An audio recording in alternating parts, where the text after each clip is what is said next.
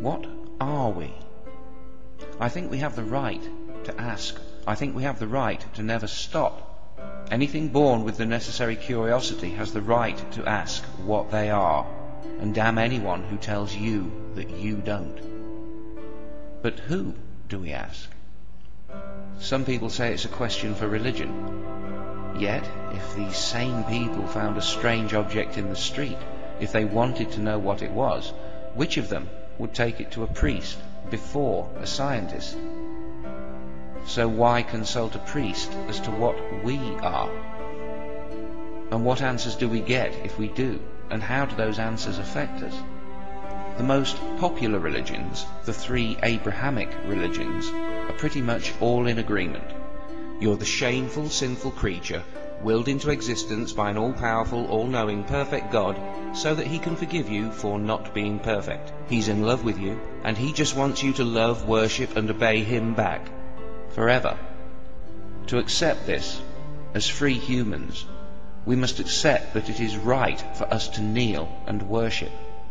And to accept that, we must accept, somewhere in our being, the idea that we are lesser, even shameful creatures who should beg their Maker to forgive them for not being what they could not be.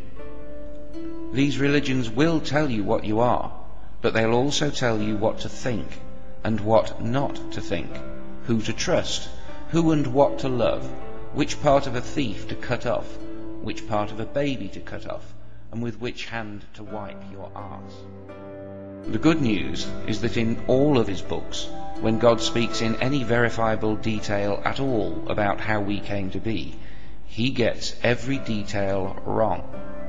Maybe he was wrong when he said we should be ashamed of ourselves. Where is the God so perfect it wouldn't want us to kneel? Where is the God so perfect they couldn't bear the sight of us on our knees? If I'd made 1,000,000 tiny robots and programmed them to love me, to worship me, to sing songs about me, and to weep at the sight of my perfection, you'd call me at least twisted. So it's not that religion tries to force God on everyone, it's that the God they're usually pushing is insane, and it rubs off on the rest of us.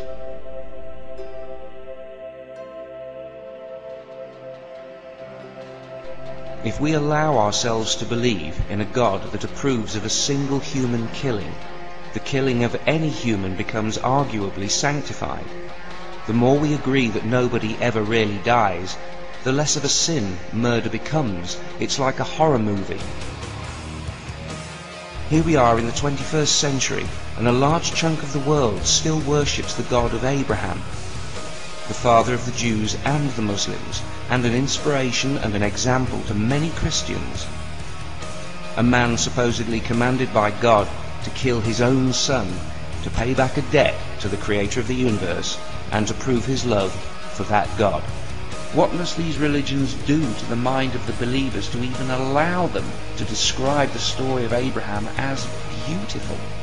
Which of us would leave Abraham in charge of our children? Imagine how scripture and theology must pervert the pathways and processes of the human mind, and perhaps the very psyche of our species, when a God that calls for the murder of any child can be described with a straight face as perfect. It all seems so primitive, and that's being kind. It seems an all-powerful God can do anything except take back a single barbaric word of it. And only the true believer doesn't know why.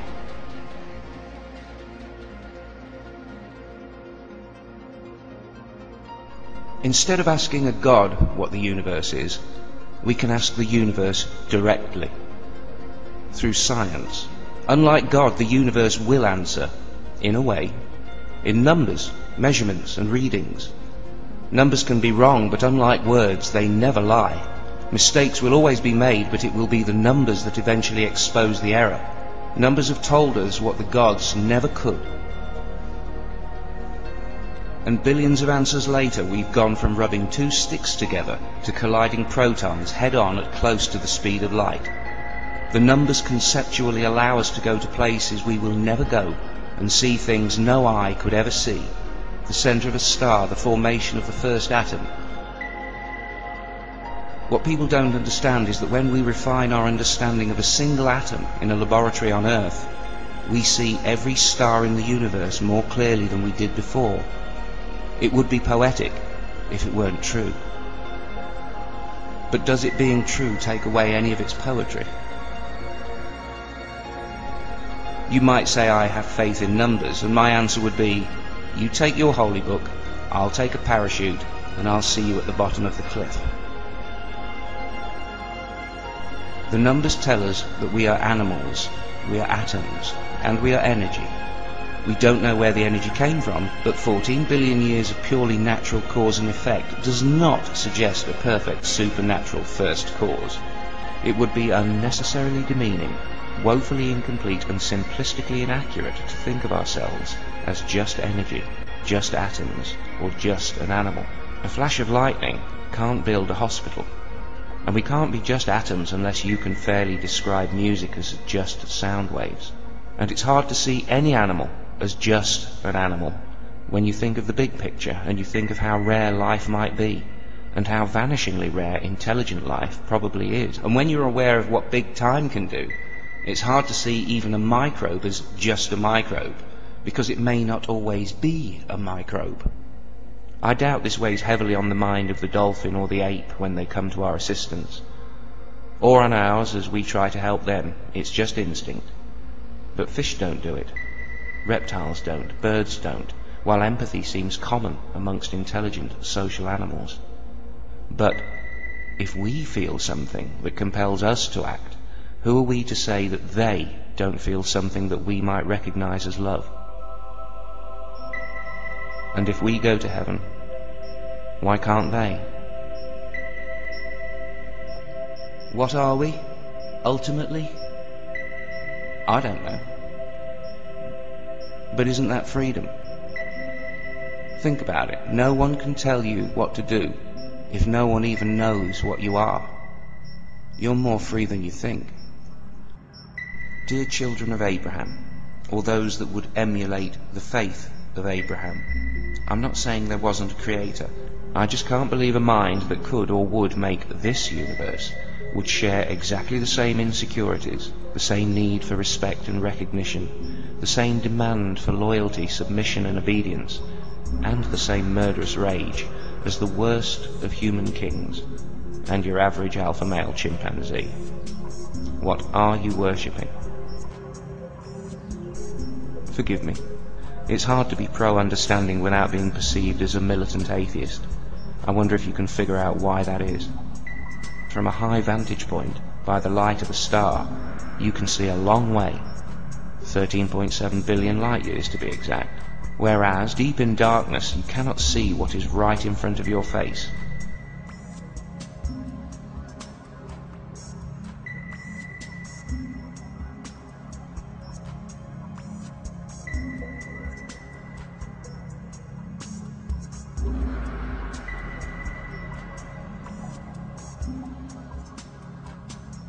On a jet in a storm at night just before landing, being violently thrown from side to side, I turned to my friend in the window seat to see if he was as frightened as I was. He was laughing, pointing over his shoulder at the silhouettes of the treetops passing by the window at 200 miles an hour. I asked why he was laughing. He said, "Why not? They say, and I have reason to believe, that sometimes we're at our most alive when facing the prospect of our own mortality. Maybe that means that if we convince ourselves we live forever, we never really feel alive at all."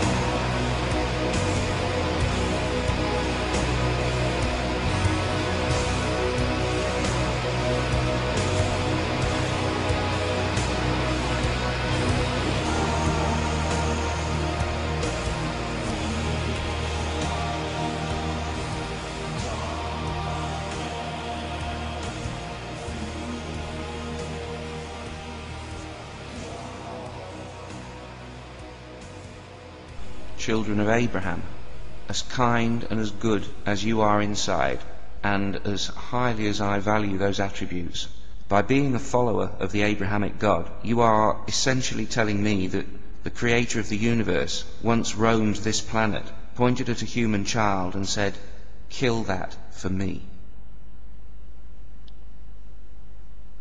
What am I supposed to do? Tell you that you may have a point?